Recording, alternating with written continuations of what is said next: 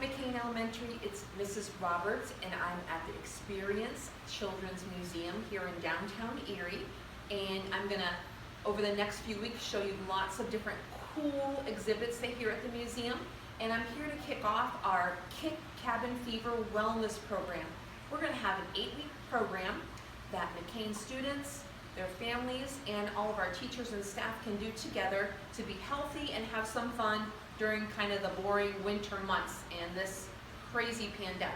So we're gonna have some fun, and I'm gonna show you around the museum. For the Cabin Fever program, every week we're gonna have a different theme and different things that you can do with your families. There's gonna be a video that comes out every week with a different activity to do, and there's also gonna be a video showing a different part of the museum. So I'm really excited to get started with the program and have fun at the museum today. See you soon! Woo!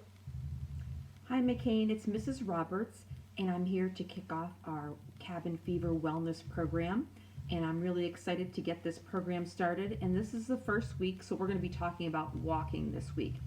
Each week, I'm going to send out a video on Wednesday, and it will start with a little snippet from the Children's Museum in Erie, so you can see what it's like there. A lot of museums now are working on wellness, and museums are a very healthy place to go to learn and walk around and explore.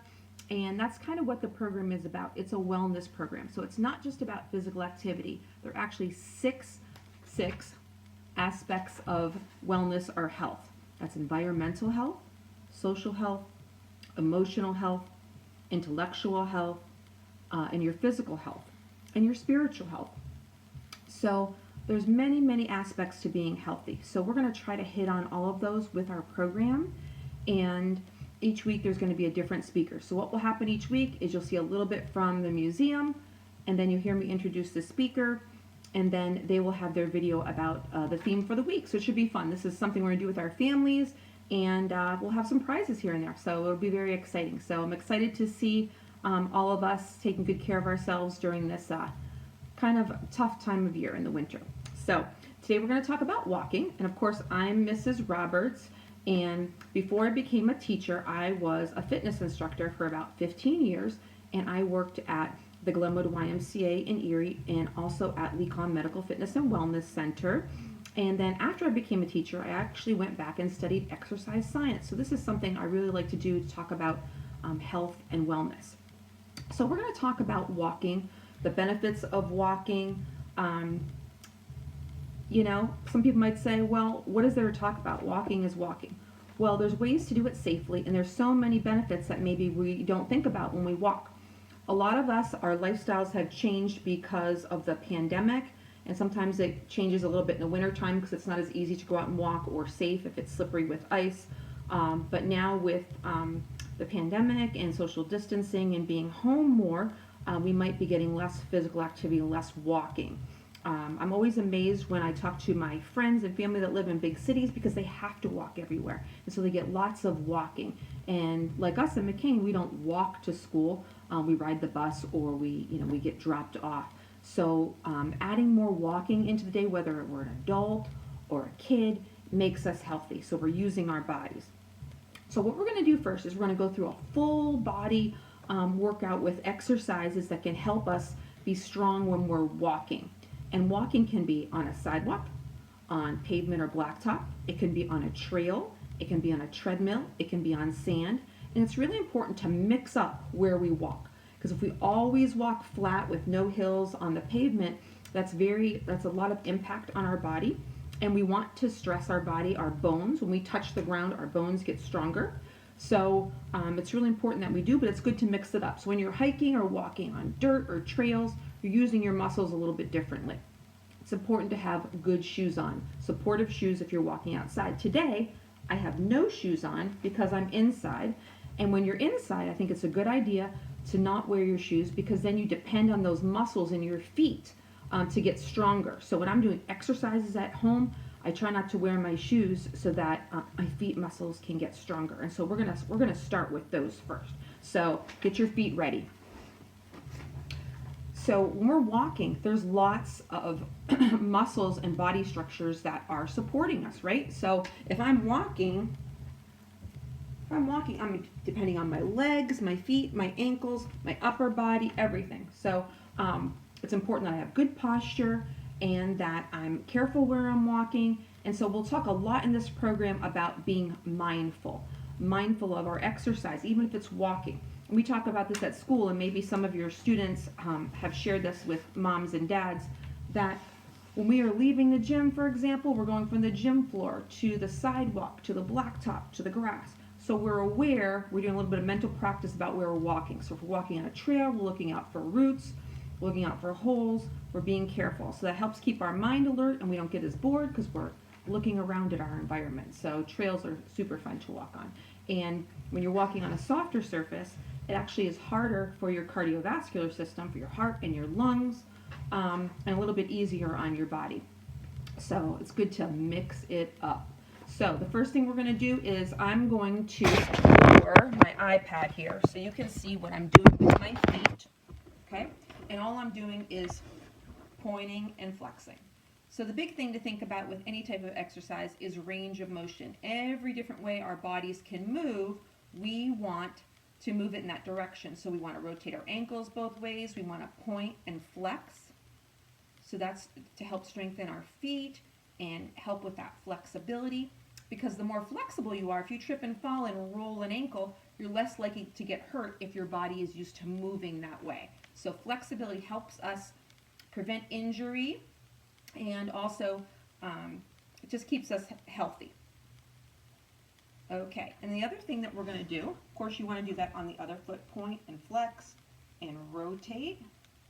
Okay, so everybody can do that together. And if you want to challenge your balance, I have a chair here because I'm going to show you some other exercises in a little bit. But if you want to challenge your balance, try to do everything without holding on to anything, and you can challenge your balance and strengthen your legs that way too. Okay, and it's important to go up on your toes. So I'm up on my toes. So I'm up and down, and normally I would do this standing, but I'm bending down so the iPad can see me. So I'm up on my toes and back down. You can actually roll through your whole foot is a great exercise, rolling all the way through, kind of like I always said it's like waiting for the bus. Rolling back and forth, toe to heel, and you should feel that in your calves. The next thing that we're going to do is we're going to practice moving up. So if you have a stair, you can put your toes on the stairs and your heels are hanging off and go down, and that strengthens your calf. That's the same motion. Okay? And then we're going to go up all the way.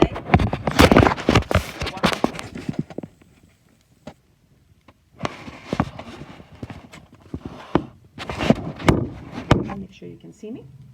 And in the squatting position, I have a chair here.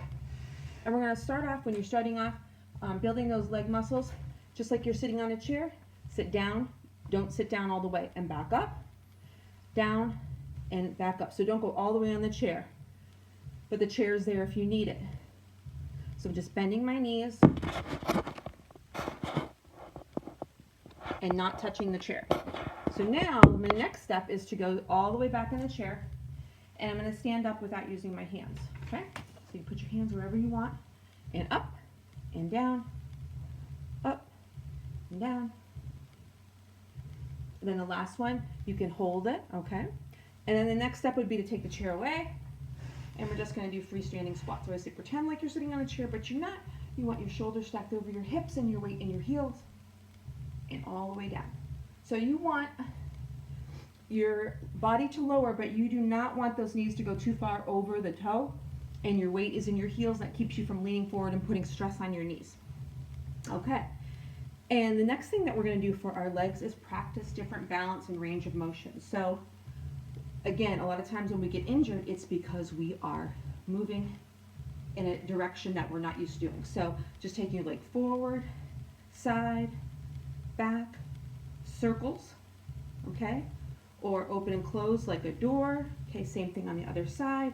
Forward, keep a slight bend in your knee, back, open, circles. Keep those hips nice and strong, okay? And then we go down to our core, and our posture is not same, okay? So for your core, A good one is our plank. We're just up on our shoulders. You can put your knees down if you're just getting started and then go back. You want to be nice and flat. And then our next one is rolling up to seated without using our hands. So our legs are straight.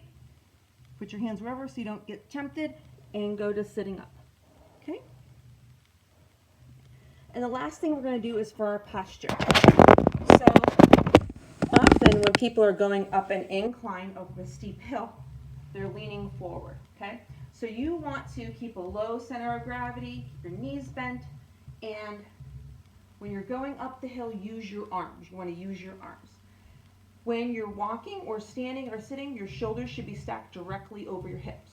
You should not arch your back too much. You shouldn't have like, a cat back.